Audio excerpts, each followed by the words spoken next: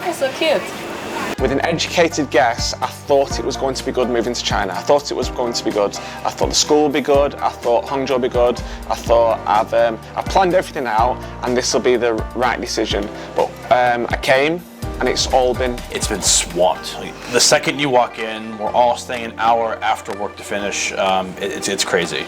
Most of the graduates are having trouble in finding a job in recent years. This year, last year, I think also next year because of COVID-19. I found out I was one of the lucky ones. I was so close though to picking an agency without knowing it. They were going to take half my salary. I was going to be in an area where there were no foreigners, and the workload was going to be like 60 hours a week. But unfortunately, I didn't know any better.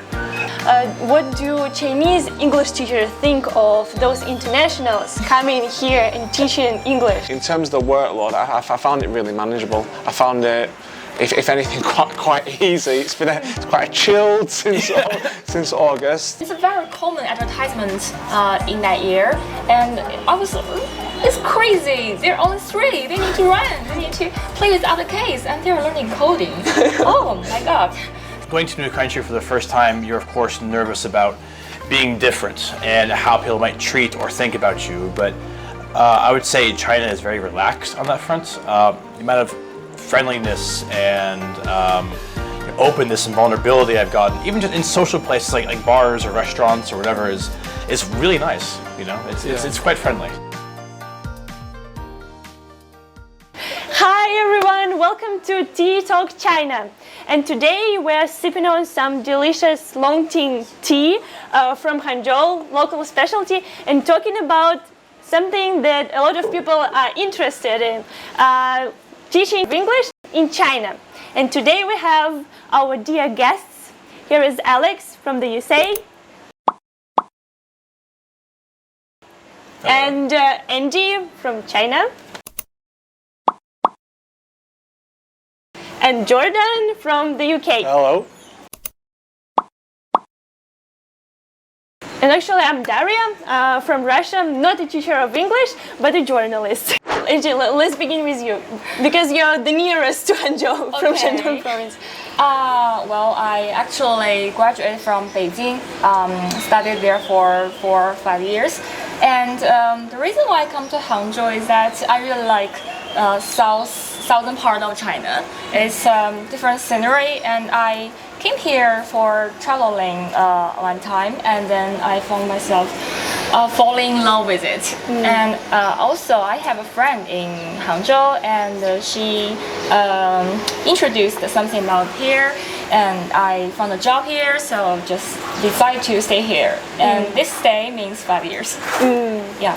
So you've been learning English as your major at the university? Yeah. Oh. And then now you're working in an English tutor center? Yeah. Okay. I was teaching back in England. I had a year 5, year 6 class. I'd been in that class for about 5 or 6 years. I'm really happy, just bought a house, but don't know, I just wanted something different, a bit of adventure. And there was a few systemic things in England that I was a bit unhappy about, and I read a few books, Tools of a Titan, Seneca, and I was wondering what am I going to do in my life, and I didn't want to waste time, and I thought my next step might be to move abroad.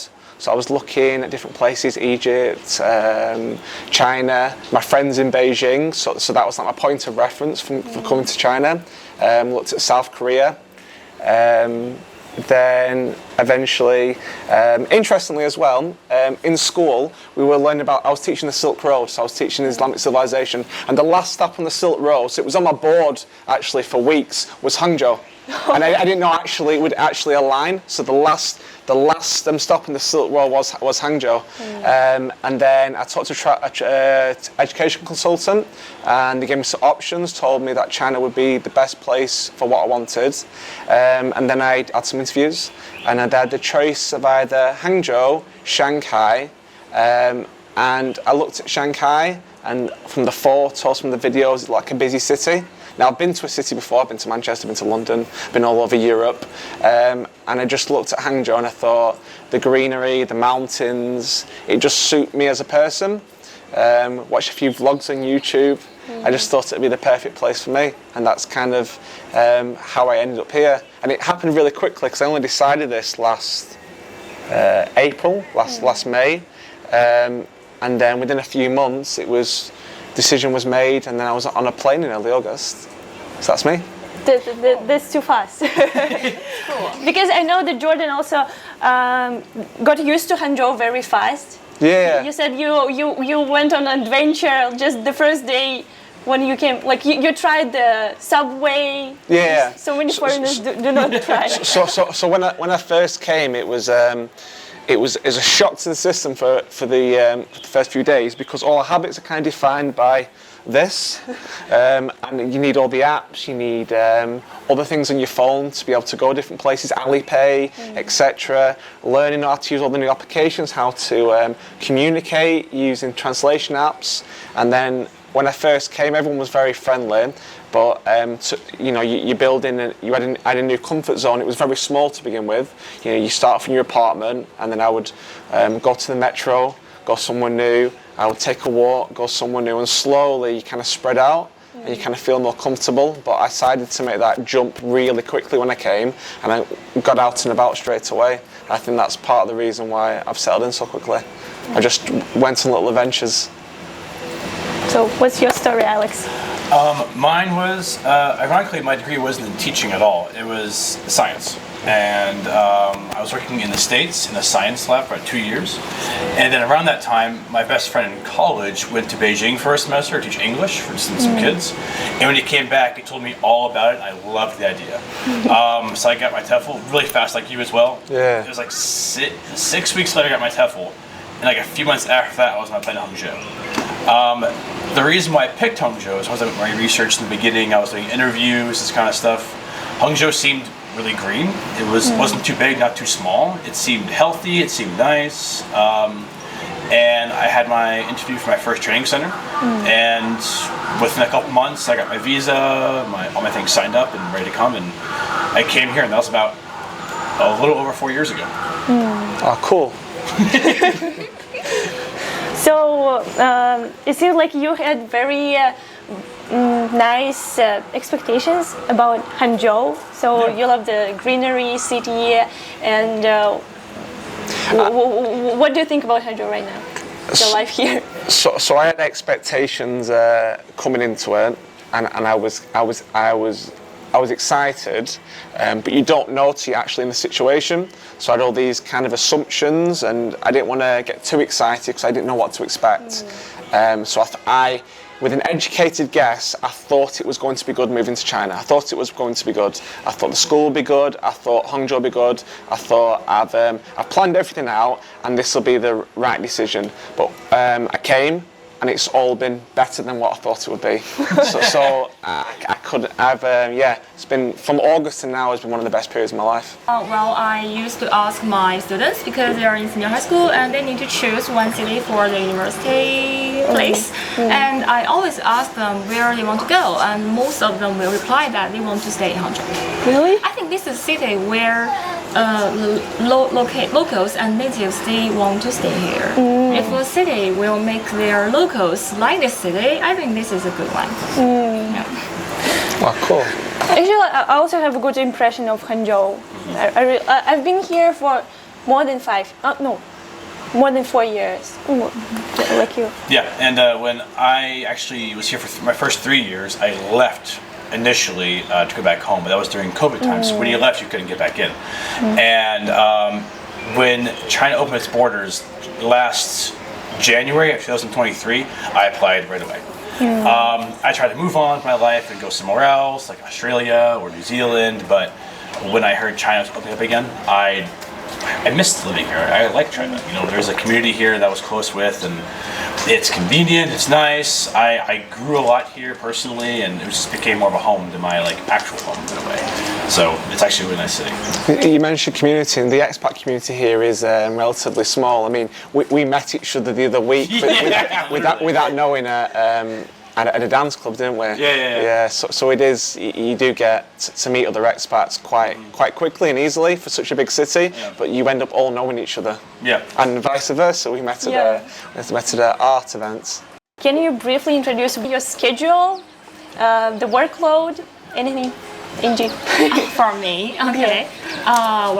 Because I teach senior high school students, so we mostly focus on their grammar and words and writing.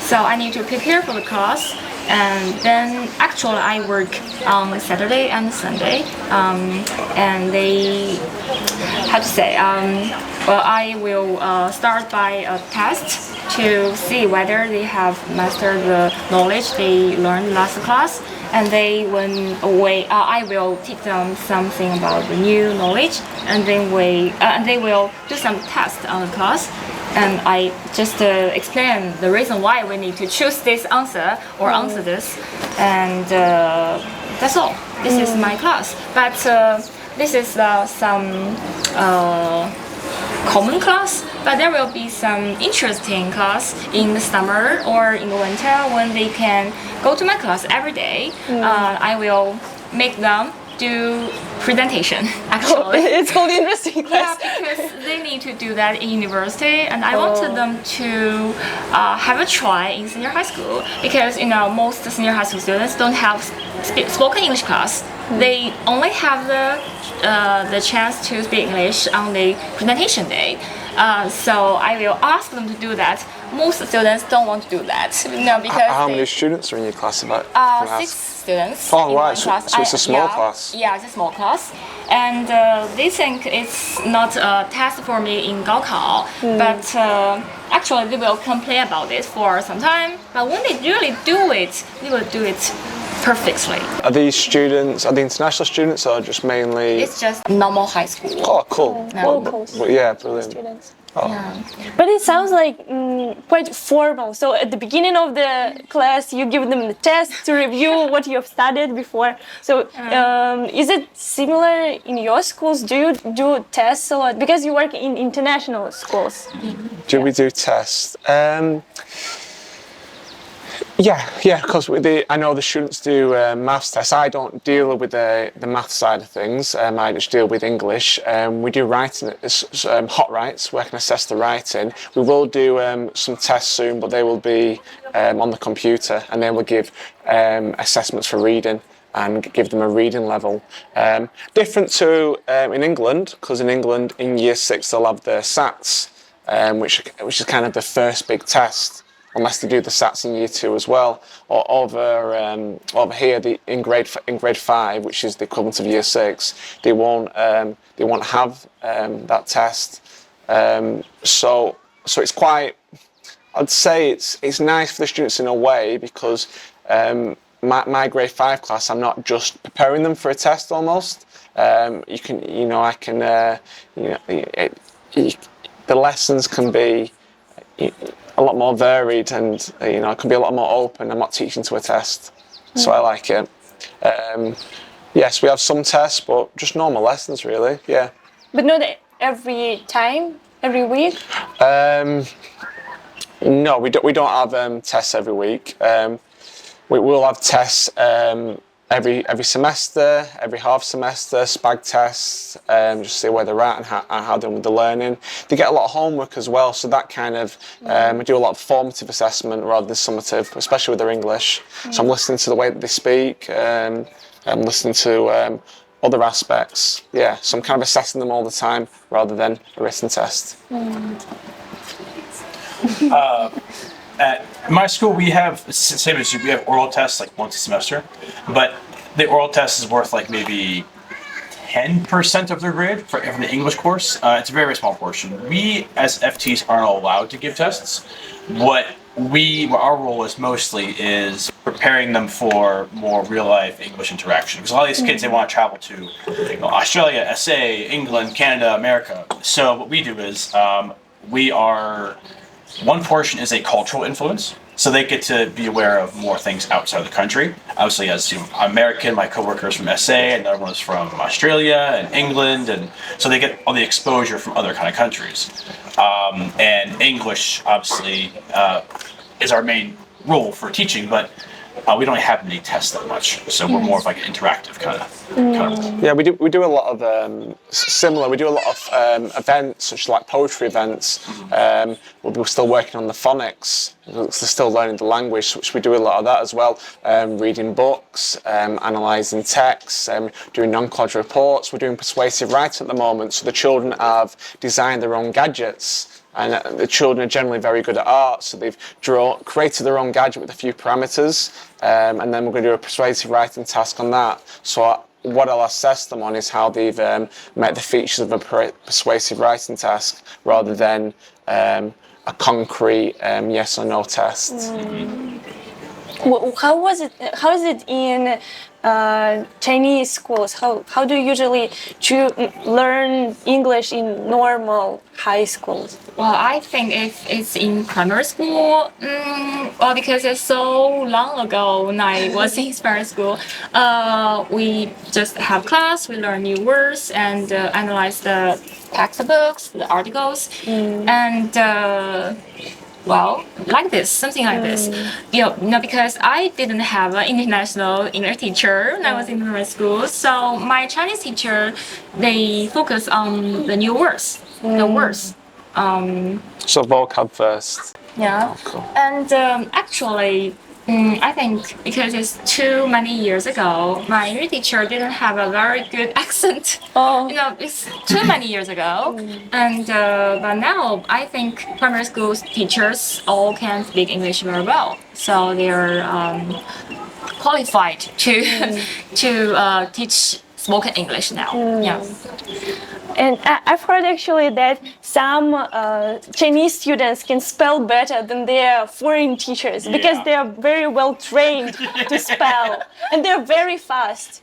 And they spell it like out. They can speak it out. So even for me, I cannot do it. A very embarrassing story is that I was at my training center at the time, my second year there.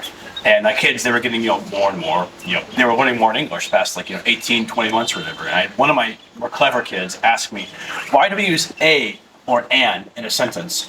And I was sat there in the class, like a deer in headlights, not knowing, I knew why or how to use it, because I was a native speaker, but at the same time, I was never told why we use a or an.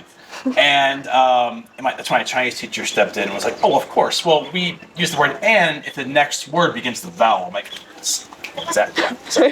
Yeah. See, she knows. It's little things like that. People that actually learn English as a second language often know it a little better than, say, me. It's funny you say that. I found that my SPAG knowledge, my spelling, punctuation, grammar, has to be better since I'm in China, and it has been better since I'm in China, because I have to sort of identify the nuances between students learning, learning Mandarin and English. And like you just said, a and, or things like certain types of past tense, progressive past tense, that we would take for granted as English speakers, but it's just uncommon to them, like modal verbs and all the grammar and those sorts of things. So part of the reason I wanted to come to China was for time. I wanted more time. At times I felt the school was taking a lot of my time away. And it was how I was spending my time. When I've come to China, obviously in the international schools we usually get frees. In most international schools you get frees. In mine you get frees. By frees I mean you might have an afternoon off, you might have a morning off to get work done. So that would hopefully mitigate the workload and you don't have to take work home. I get in at 7. Leave around 4:15, half 4. So that's a chunk of my day I spend at school. I generally don't have to take work home. There's lots of planning on the server at school. I have frees to mark homework and to get work done. So in terms of the workload, I found it really manageable. I found it, if anything, quite easy. It's quite chilled since August. There are times that things get busier.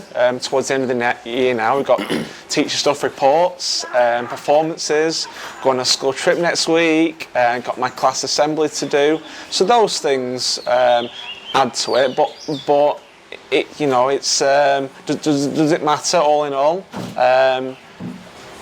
Just in general, the workload's been fine. I've had no issues with it. Yeah. How about you?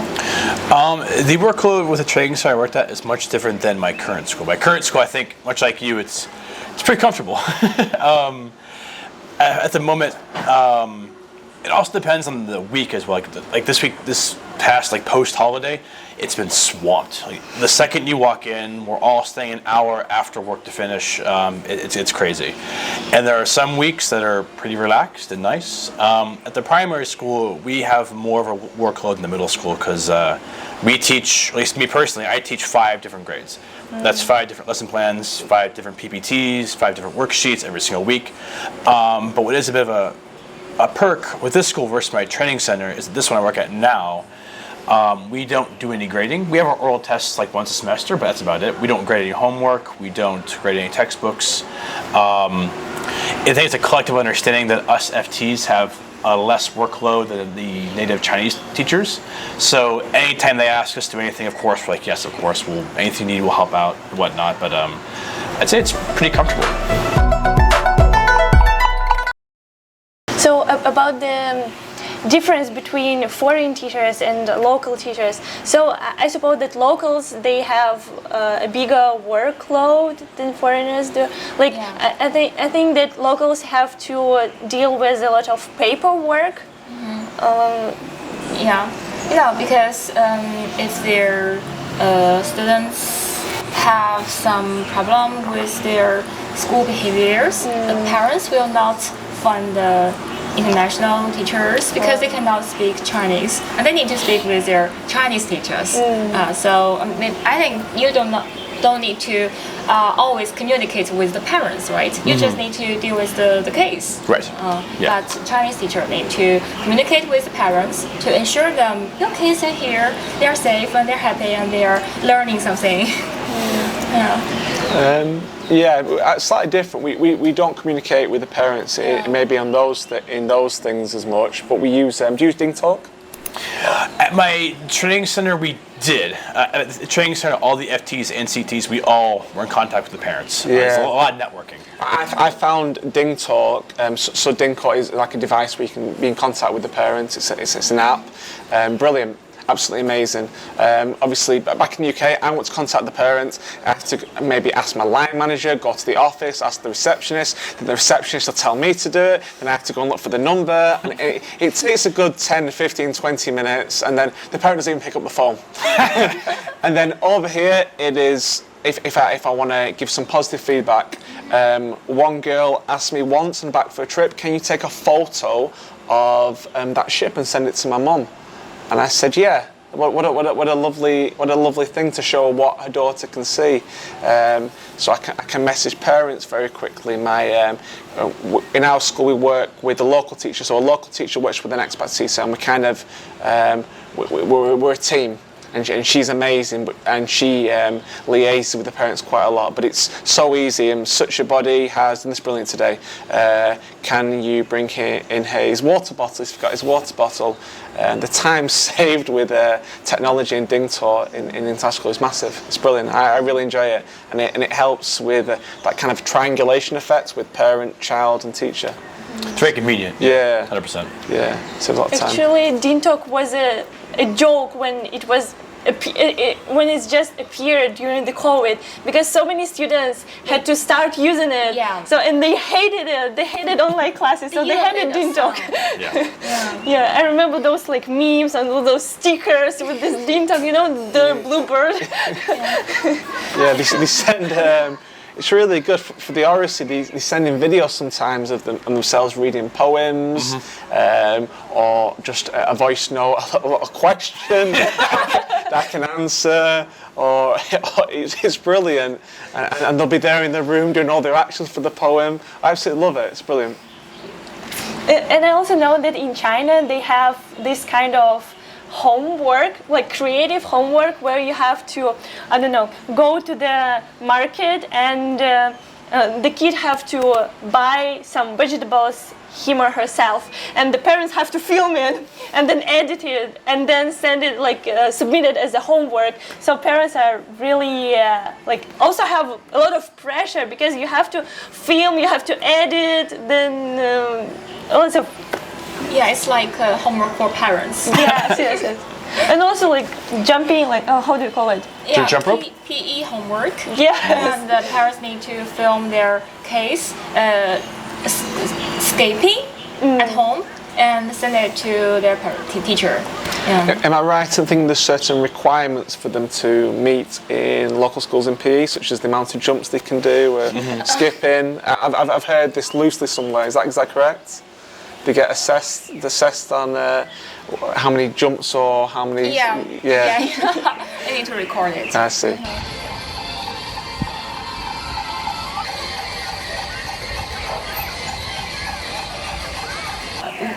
About 4 or 5 years ago, one of my students, he has a homework from his senior high school. Actually, he was a freshman, and he didn't even enter senior high school, and he has got the homework. That one is he needs to go to the cafeteria, pick an international friend, and talk with him. It's a lot of pressure. They need to make a film and write something about this interview. And his mother didn't know how to deal with it, so she found me, and we did it together. It's interesting. I also was some friend of a friend recommended me for a kid, a parent of a kid who also had the same homework. So we met in the cafeteria. The kid asked me some questions. Then they filmed the video, and then they add subtitles. Very professional. I want to ask about the homework from UK or America. About their homework. What kind of homework do they have? Like in a lot of places, it'll vary from school to school in some way. I'm not sure about in America. I used to set it. It feels like a lifetime ago now. It was only last year where I was in a UK school. But they'd get home once a week. Or it would be over the weekend. It would be some sort of online task. A lot of things were changing when I was still there. So sometimes the homework would be online, but it wouldn't be to the same quantity as the homework that they get over here. In grade 5 to year 6 when they have the SATs, it would probably be similar the amount of homework because they've got a test coming up. But in general, I'd say less. Yeah. What's the class hours? Class hours, you mean the start? So in England, they used to come in about 7:45, 8 o'clock, 8 a.m. And then they would leave 3:15. Here they come in 7:30. Students arrive at 7:30, and then they leave 4 p.m. 4:15. Yeah. So it's different, but yeah, it's different. It's longer hours. An hour either side usually. I'm in school at least. But then on the other side, I think the workload's been mitigated to a degree. So yeah. But I think in the local schools, not the international schools, they stay until very late. But it's for middle school students and senior high school students. And I think primary school students, they have very short time now. I saw lots of cases. They just need to learn until 2:30. By 3 p.m. they will just leave school, and then they have nowhere to go because their parents are still working. So this is why there were so many training centers for this case, because they're so young and their parents are working. They need to put them to a training center. Could you tell us about the double reduction policy? Yeah, it's about in 2020, 21, something like this, and it mainly focuses on middle school students because their burden is so heavy. And I used to see some advertisement about a 3 or 4 year old case learning coding. coding. 3 years old Yeah, kid learning coding. It's a very common advertisement in that year, and I was, it's crazy. They're only 3. They need to run. They need to play with other kids, and they're learning coding. Oh my god! So well, we have this policy mainly focused on middle school students and primary school students, and we don't want them to be learning machine, and we need to make them more qualified in all areas, students. So we cancel some classes aiming for the test in the Chinese there, and but now we still have some Chinese leaders for senior high school students because they need to have Gaokao and they don't have good teachers and they want to improve themselves and they don't have the way to do that.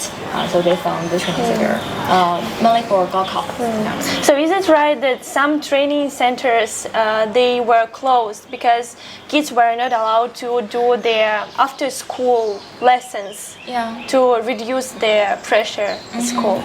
Okay. So in the past, it was like you study at school, you have a lot of pressure at school, then you go to the training center, you also have exams there, you're taking tests there. Now, for me, it was so many years ago, so I didn't have training center. And when I was a pupil in my school, our school ends at 6 p.m. I just need to go back for dinner and then do my homework and then sleep. I don't need training center. Training center, the start of it mainly became popular about 5 or 8 years ago, I think. Just recent years. If you want to know about the American homework system, no, it's okay. I would say at least for primary school, the school hours are the same, about 7:45, same as the UK, and then you leave around 4:30. So same with my school and same with American schools. The homework load is definitely less. I have some I knew kids 4 and 5 years old be up midnight doing homework, like babies. Be up almost 11 o'clock. They used to be in bed by that time. In homework. China? Yeah. But in America, I would say the quantity of homework is less, but I think it involves more critical thinking. So here they have more quantity of math and science, Chinese, English, all this kind of stuff. But America, it's definitely a lesser load, but it involves more doing the research yourself. It involves writing down your own opinions and this kind of stuff. So it depends on the style of homework is very different. But in America, we definitely have a little less, I would say, because I don't think I was ever up at midnight as a kid doing homework.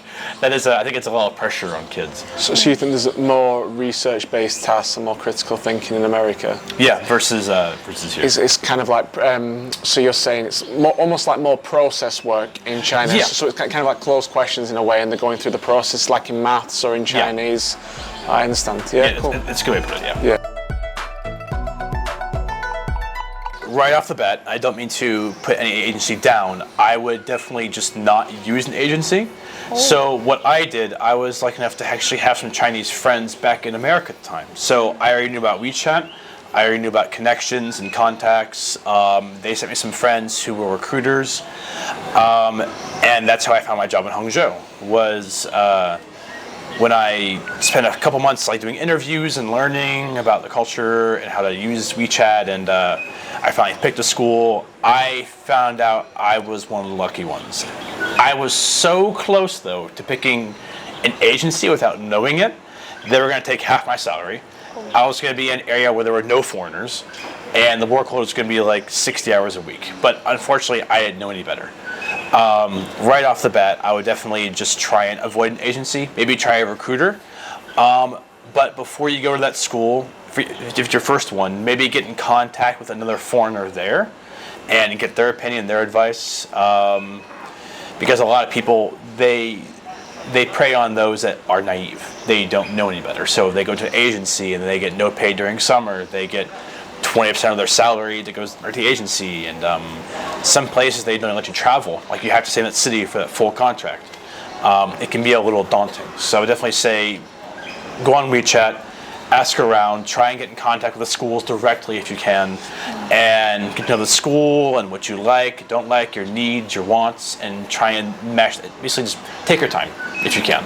You think you explained that really well. I think, yeah, no, I think all that's a good advice. I think as well, you've got to vet things because you almost go into the unknown in some ways. Yeah. And sometimes, a lot of things sometimes about a gut feeling. So a gut feeling can be quite important. So I've done all what Alex has said, but then I've spoken to the school because they've interviewed me. If they hadn't have interviewed me, I would have been a bit... Kind of strange. Yeah, or if they offered me the job without an interview, kind of strange. The fact that it was... I had to jump through some hoops to get the job, and they don't just give it to you in the interview, and they ask you good questions because you're interviewing them in a way as well. Yes. So when you're going to an interview, they're interviewing you, but you got to interview them as well. So I'm trying to work out what they like, trying to work out what Hangzhou is like. So I've looked on websites, I've looked at vlogs, and it's just I had a gut feeling. And I think sometimes your intuition is a good judge as well. So what Alex said and intuition. Yeah, I think definitely interview with the school itself. Yeah. Don't bother with an agency. Don't do any of that. Maybe you can get your foot in the door with an agency to kind of get contacts, but then maybe step away when you're ready. Not like use them, but just be a little clever, and just try and get in contact with that school's foreign rep or that principal or whatever it is that the situation is, and just try and get in through that way directly. It's way better. You know what you're getting yourself into. You're not going to be as surprised or taken back. It's much easier. And if there's any unknowns, Yes. ask questions about that. How's your time going to be spent? Where you're going to be living? Your salary? Yep.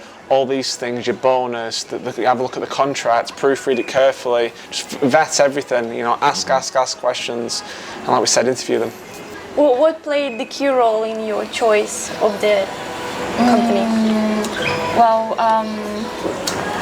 it was so many years ago. I just think about it. Actually, we had 3 interviews, and on the first interview, I have already decided that I will into this company because the interviewer is handsome. And he's my leader, actually. And he left the company 1 year after I entered the company. Shame. Actually, he's married, but he looks very gentleman. So I think I will be happy if I am working under his guidance. So respectful. Yeah. And you had 3 interviews. Yeah. Well, tell us about this. The first one is just the interviewer will say whether you have the qualification, you're suitable to be a teacher, and the first one. And then I will be trained for 1 week. The training process is there will be one trainer, and he will listen to my delivering a lecture. For 15 minutes, and he will give me some advice, some suggestions, and I will revise it, and then this is the second one. And after I pass this second interview, I will be trained for another 1 month or 2 months. Actually, for me, it's 1 month, and then I will get the last one. But the last one, about 90% of teachers will pass it, so it's an easy one. Brilliant. Yeah, the most difficult one is the second one, I think. It's complicated. Is it more complicated? Would you say, how can I word this, that the interview process is more selective or it's hard to get through an interview if you are a local teacher rather than... No, because... So what I'm trying to say is that there's more options for a school with a local teacher, so obviously the pool is bigger, so it might be harder. Oh, you mean local, you mean Chinese local? Yes. Yeah, it's not for Hangzhou, but for Chinese. Yeah.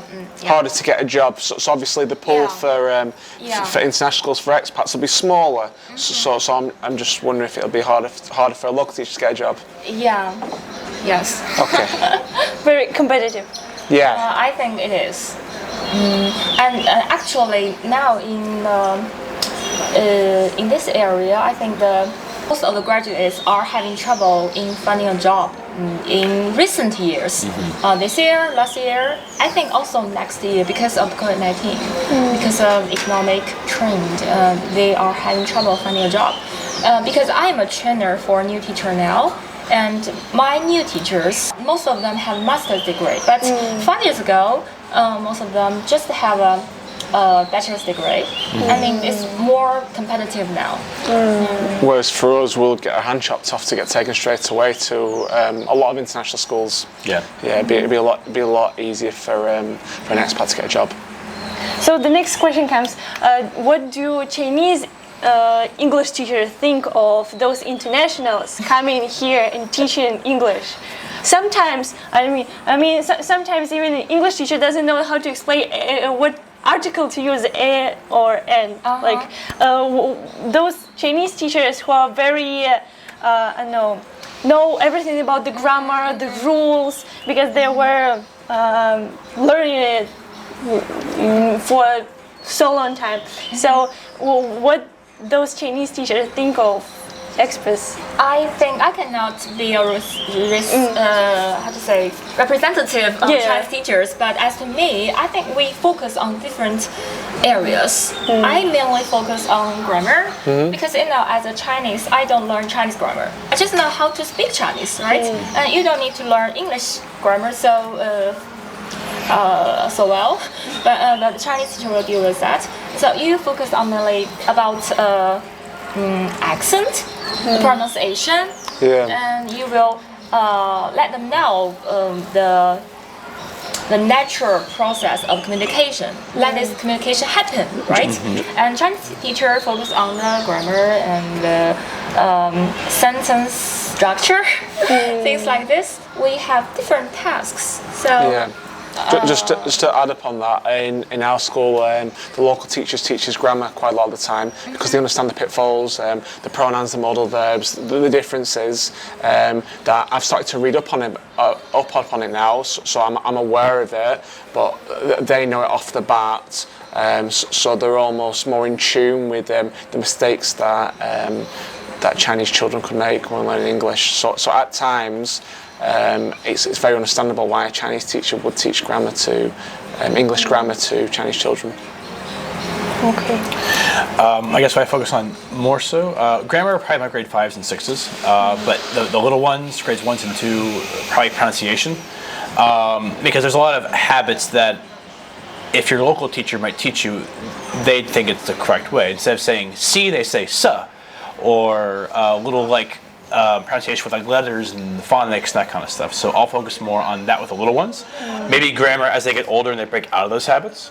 But yeah, I guess that'd be the bulk of my, detailed structure. Some schools, they want handsome, beautiful teachers. White skin color, blondie. And so does it exist?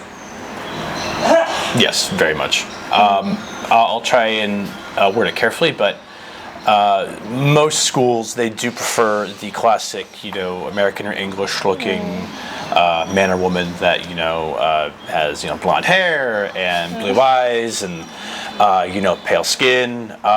It is a thread. I guess one of my main stories is back during COVID times, my training center, they were very short on staff. We were having more and more kids come in, but of course no foreigners coming into the country, so each teacher was getting more and more workload, and we were desperate for teachers. And I had a friend who was from Zimbabwe, and he's actually been teaching longer than I have, super nice guy, great teacher, and he was looking for a new school. So I recommended him to my school. But his WeChat picture didn't have him on it, it was like this symbol of his name. And when a week later, I think they had an interview with him, I asked my friend, hey, how did it go? Is he going to come to the school anytime soon? And I was told, I was not expecting, it's that he wasn't a fit for the school. And I was confused because he's been teaching for 4 years at the time. He's super good with kids. doesn't live very far away. I was like, whoa, I know what the problem is. It's like, oh, the parents don't really like how he looks. And we got this massive debate. I was really upset because I didn't know my school had that kind of mentality, which really upset me. Yeah, but my current school, they have people from everywhere and people who aren't just Caucasian, so it's actually really awesome. It's nice to actually have that kind of like environment. I think in some schools I've spoken to colleagues, so they've experienced different things depending on skin colour, depending on what country you're from various areas. I think it's when the parents are paying for a school, they sometimes expect a certain type of teacher. So the school may be inclined, not my school, or just generalising, the school may be inclined to cater for that need or for that want. So let's say a Chinese British teacher applies for a job in an international school. They may not give the job to that teacher with the idea that the parents are looking for, a British-looking male or female. And I've heard of those scenarios before. I've heard of that from various sources. So that's been passed on to me. I haven't necessarily noticed anything, and that's the truth, whilst I've been at school. But I've heard whispers of past experiences and things like that. For Chinese teachers, do they pay attention to your appearance? Oh, I mean, whether you will be more likely to get a job if you look handsome or beautiful, I think it's not so important. But if you are real handsome and beautiful, and it's really easier for you to find a job. If you are really handsome or beautiful, but if you're just so-so, and I mean, Darn. Make it harder for you to find a job. Yippee! But appearance is kind of like a factor. So is it for teachers or all kinds of jobs? For all kinds of jobs, I mean. In China? Yeah. Well, this is like what I said. If you are super beautiful or super handsome, it will be a factor. But if just it's not the same. The thing I like most about my work is my students, because when you are together with my students are mostly teenagers, 15, 16, 17 years old, and when I am together with them, I think I'm younger, and I want to be friends with them, and they are learning something from me, and they will also become my friends. This kind of a relation made me feel sense of achievement. I like this one. And as to the part of dislike, I think I don't like to communicate with parents because they only care about the performance, the grade, and I want to let them not only learn knowledge in my class but also know some of my experience, because they are about university. I want them to know more about the world and some of my thoughts, because anyway, I'm older than them. I want to make them understand what is right and what is wrong. Not only knowledge, but their parents only care about knowledge. Yeah, it's a shame. Yeah. So it's difficult to communicate with the parents, right? It's not difficult. It's just I don't like it so much, but I'm good at it. Yeah. Okay. What about you? Well, I love kids. Honestly, it's a bit fun to be the class clown in a way, and I'll say very professional teacher authority kind of way. But it's great making the kids laugh, because a lot of these kids in schools, they're very in the books and writing and very serious. And me and my coworkers' classes, they get to express themselves and laugh and stuff. And I've always enjoyed that. That's why I never get bored teaching basic stuff like colors or shapes, or more complex stuff like adjectives or pronouns, all these things, because you can make it really colorful and expressive, and that part's a lot of fun, and you really never get tired of it. The downside, I can't know if I can think of any. It's subjective school to school, but never do I dislike anything about the classroom. So I'm pretty satisfied with that aspect. Yeah, again, children is something that I love as well, and you both mentioned it, and teaching kids. But when I sat there and reflected about what I've learned in China and what's been the best aspects of everything, and it does relate to school, and it's the community. It's like conversations like this that I can have in school, because we're all from different parts of the world. We all have a different perspective, and I find that really interesting to listen and learn off people, and I absolutely love it. Learning off my colleagues, being with my colleagues, South Africans, America, British, Chinese. It's brilliant. So I love that, and we go travelling together, we go cycling, we go to Morgenstern, we go to Shanghai. So the community element's been amazing for me. I thought it's such a strong part of. I'm going to say international schools just in general. I know it's a strong part of our school. Playing football with the parents, when they come in and it's parents v teachers. It's just, and I see them on the way home. So I'll be walking back to my complex, our apartment block is 5 minutes walk from the school, and some of the families live there as well. So I'll see the children on the way home. I'll see them at the weekend sometimes, or at the shop. I've even seen some at the airport when I went to Japan, and it's just they're not just parents. They're just a little bit more of a relationship than what I'm used to, because I see them all the time. And my colleagues as well. I'm abroad, and they're kind of my family while I'm over here. Yes, community is it. I think I've thought of one thing that I dislike, but it's not with the classroom. I think it's with almost every single country I've worked in, though, is when teaching, it's always the teacher versus the bureau. Because the bureau or the system, the management, they want numbers, they want all these things, but as teachers, like, no, it's not what's important. What's important is the kids' safety. What's important is the kids' comfortability. It's their quality of learning. No, this is important to teach. No, but the system wants this instead. I think as a teacher, it's always a clash with what the kids need and what the bureau wants. I think it's probably been my biggest conflict with being a teacher. Talking about numbers, what numbers? They want all kids to be 100 across the board. They don't care how you get there. They don't care if it's fake. They don't care if if you not cheat, but kind of like move around kids a certain classroom. So this class is all 100. This class goes a little lower. They just want to see the 100s across the board.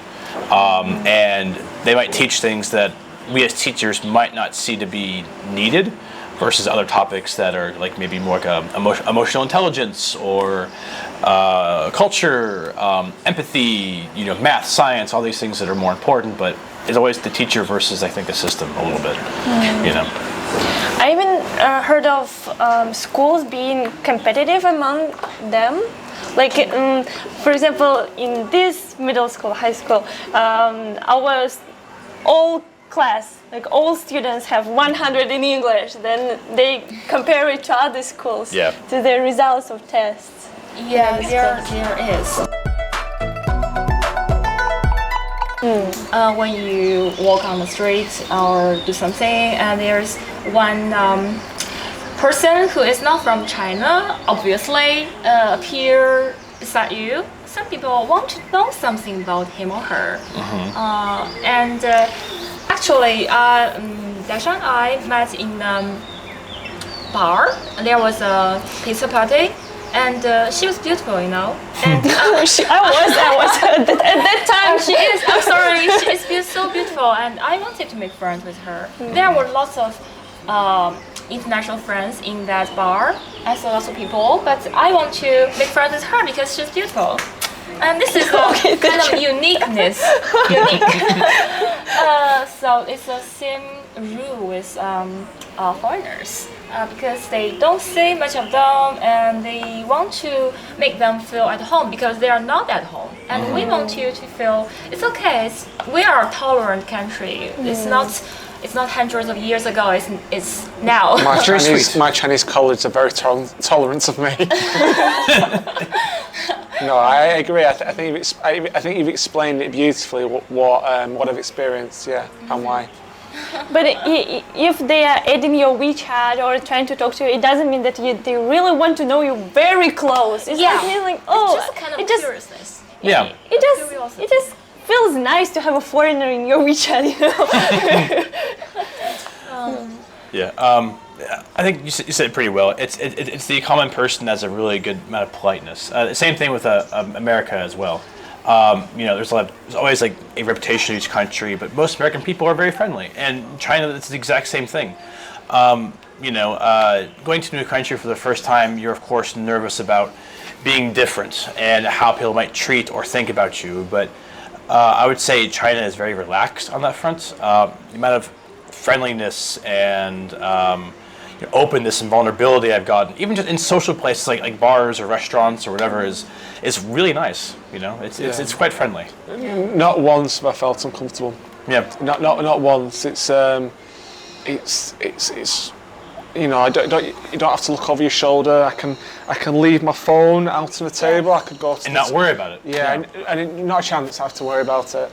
It's a very peaceful, content feeling being here since August. It's just no worries, and like we're talking about, the Chinese people really help with that. They just make you feel, from the taxi, from the metro, from everywhere you go, to the restaurant, to school, just everything's really nice. Actually, I want to share one thing. Many years ago, I was in East Europe. I was in Latvia, and it was my first time to go abroad. I found that lots of people are staring at me. Because I'm very clearly Asian looking, and they are staring at me, but they didn't want to talk to me, just stare, gaze, and then look at something else. And there was one time when a boy came to talk to me on the party, and he told me he wanted to talk to me because I'm clearly Asian. This is also kind of curiosity, I think. But when we deal with it, Chinese people want to make you feel more comfortable. I think, depending on where you go, certain parts of the world can be less tolerant, and I think we've kind of explained and experienced it, how open and tolerant China is. From our experiences, it's interesting.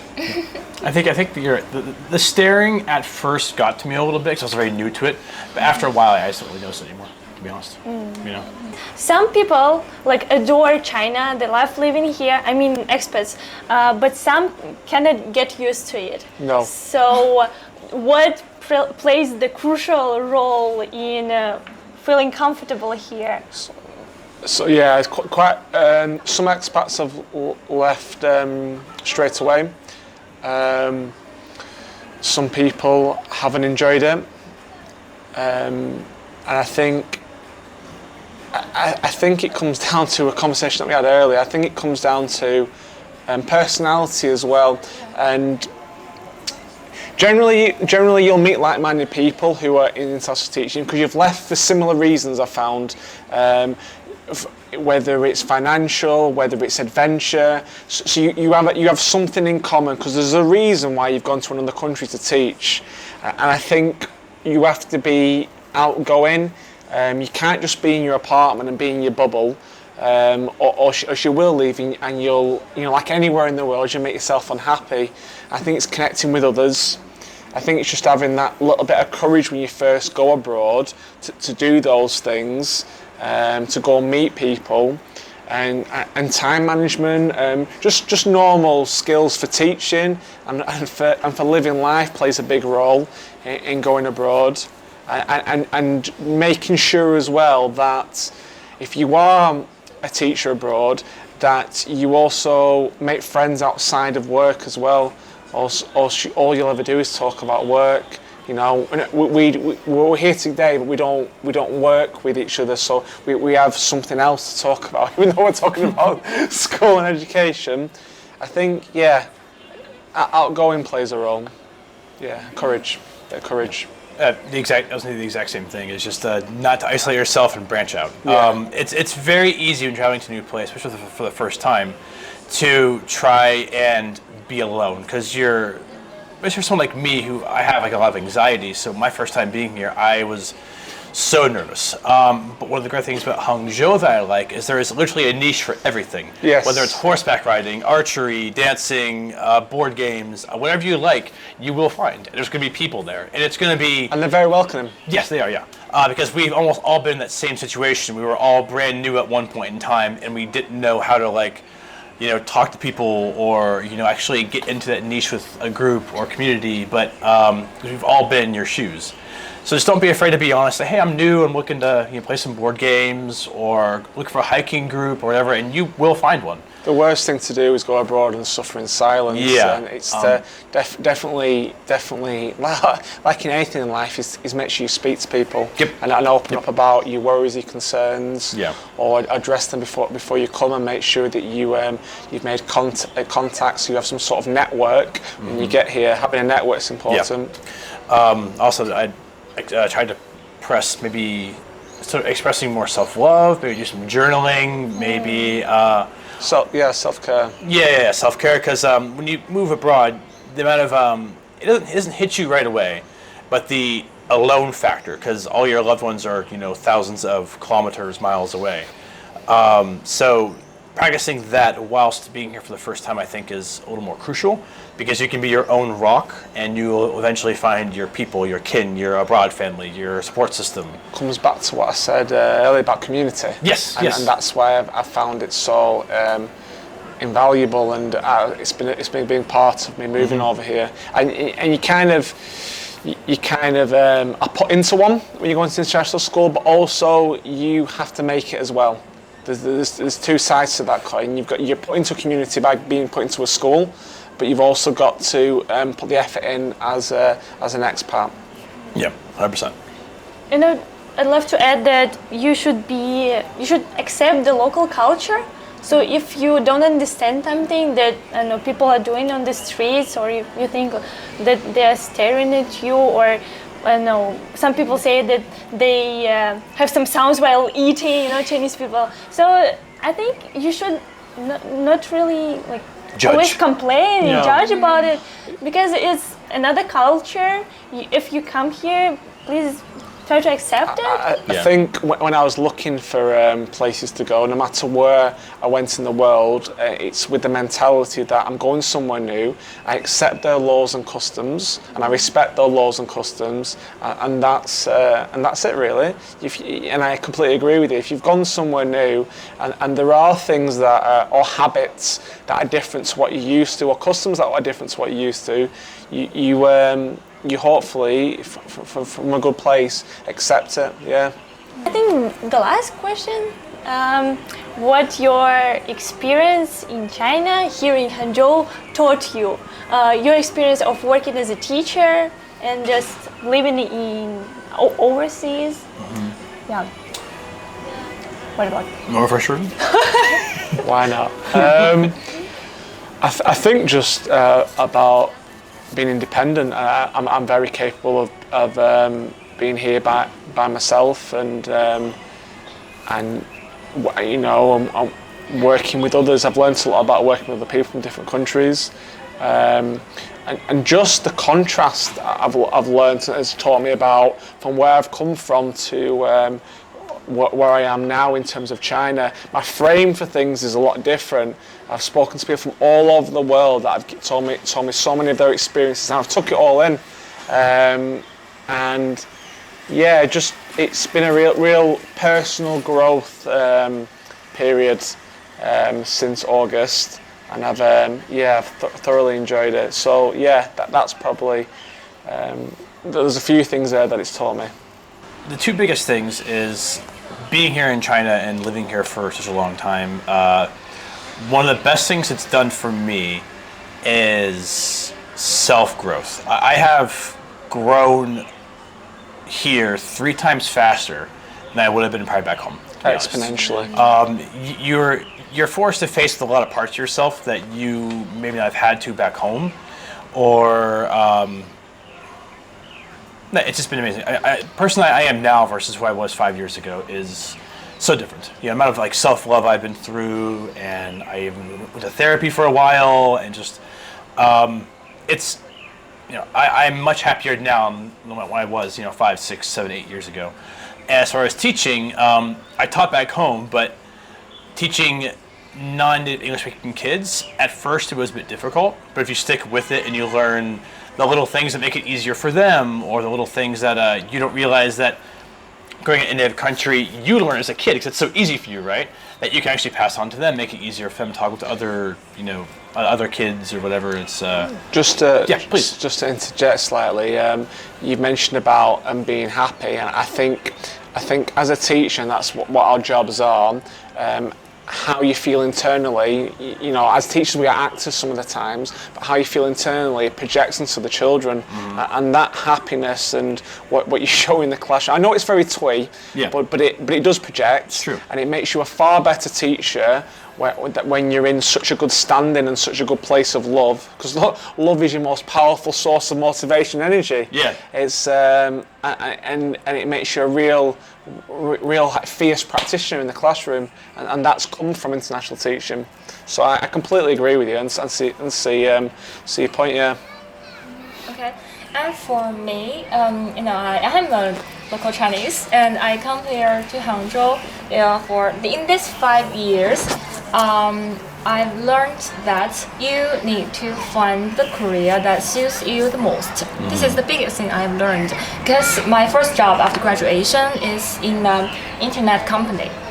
I was there for half a year, about 18 months actually, and then I totally found that it doesn't suit me.